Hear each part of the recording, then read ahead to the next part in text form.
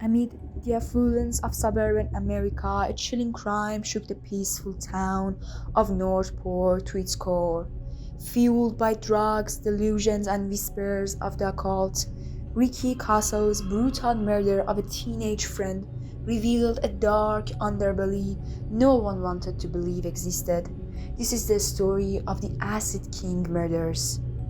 In the summer of 1984, Northport was the picture of suburban bliss, but beneath the surface, a growing counterculture was taking root among its youth, one fueled by heavy metal, drugs, and fascination with the occult.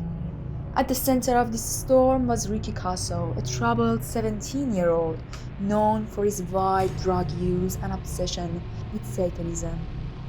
Kasso had earned the nickname the Acid King for his frequent LSD use, becoming a figure of fear and fascination among his peers.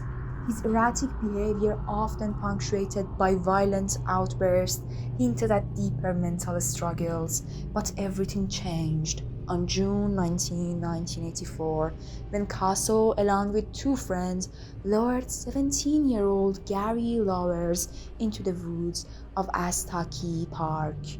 Lauwers, a former friend of Kasso, had stolen a small amount of drugs from him weeks earlier. That grudge would spark one of the most brutal and senseless murders in suburban history. The events of that night were as shocking as they were incomprehensible. High on LSD and consumed by rage, Kasso began taunting Lars, accusing him of betrayal. As the drugs took hold, the confrontation spiraled into violence. Kasso had an accomplice, Jimmy Traino, began attacking Lawless, stabbing him repeatedly while forcing him to say, "I love you, Satan." The murder took an eerie, ritualistic tone, with Kasso claiming that Satan himself had demanded the sacrifice. Witnesses later described how Kasso reveled in the act, laughing, chanting, as he killed Lawless. When it was over, Lawless' body was left to rot in the woods, partially covered by leaves and debris. Despite the horrific nature of the crime, Kasso showed no remorse. Over the following days, he bragged about the murder to anyone who would listen, even taking some friends to view Lauer's decaying body.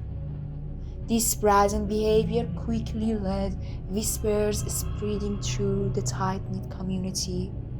The gruesome details of the murder couldn't stay hidden for long. When police finally acted on tips from local teens, they discovered Lauer's body in the woods. The news sent shockwaves through the Northport, a town unprepared to grapple with such a brutal crime. Kasso and Traino were arrested shortly after.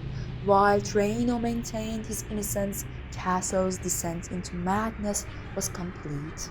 Days after his arrest, he hanged himself in his jail cell, taking many of the answers with him to grave.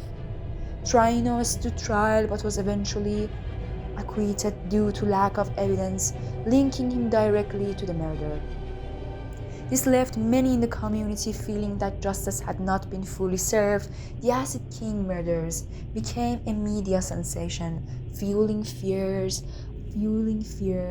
of a satanic panic sweeping America during the 1980s.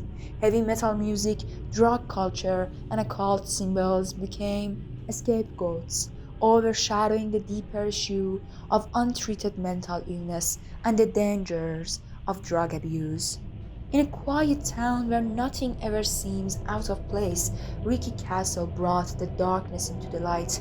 The Acid King murders remain a grim reminder of the horrors that can unfold when troubled minds are left unchecked and innocence is shattered forever.